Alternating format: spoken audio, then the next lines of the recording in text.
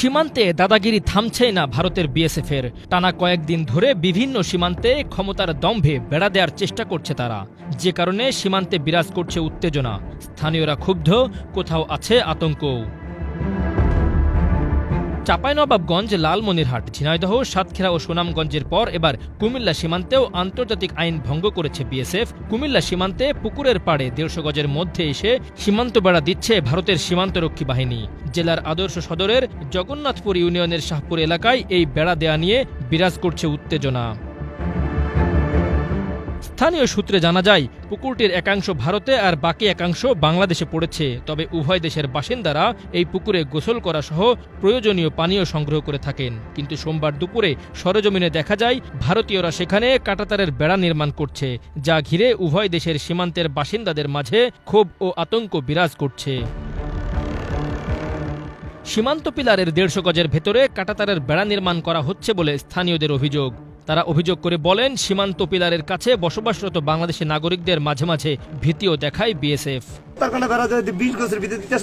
খারাপ লাগছে। 150 গজ যেটা থানার নিয়ম আন্তর্জাতিক 20 গজের ভিতরে 130 গজ তারা দখল করে নিয়ে গেলে ধমকি দেখো। শুক্রবার নামাজ পড়ে গেছি কাউট আউট হ্যাঁ আসলে গেছিল কাউট আউট যাও গুল্লি মার দেখা।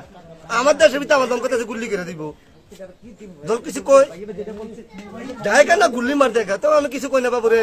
আমরা তো আমরা ভয়ে তারা কত দুই নম্বরে আমরা না তো আমরা ওদের এলাকাবাসী আমরা অনেক সময় দেখতে যাই যে কোথায় বেড়া দেয়, তারা এই সুযোগ তো দিতেছে না।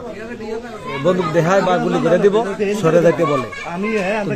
20 গজের ভিতরে বেড়া দিলে তো আমরা অত্র এলাকার মানুষ একটু বিপদে পড়বো। কেন এইদিকে হাঁটা চলা করা যাবে না। হাঁটা চলা করতে গেলেও মনে করেন গুলি দিব বা ধমকাইতে আছে, জমি জামা আছে এটাও ব্যবহার করা যাবে না।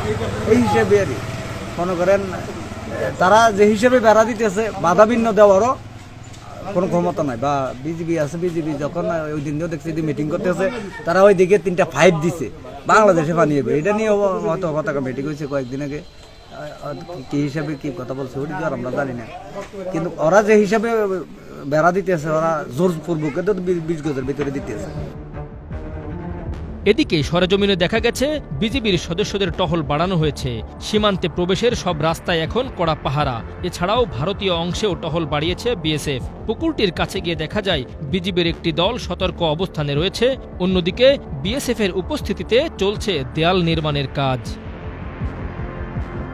এ বিষয়ে কুমিল্লা 10 বিজিবি অধিনায়ক lieutenant colonel AM Zahid Parvez এখনও কোনো আনুষ্ঠানিক বক্তব্য দেননি। তবে দ্রুতই সংবাদ সম্মেলন করে বিষয়টি স্পষ্ট করবেন বলে জানিয়েছেন।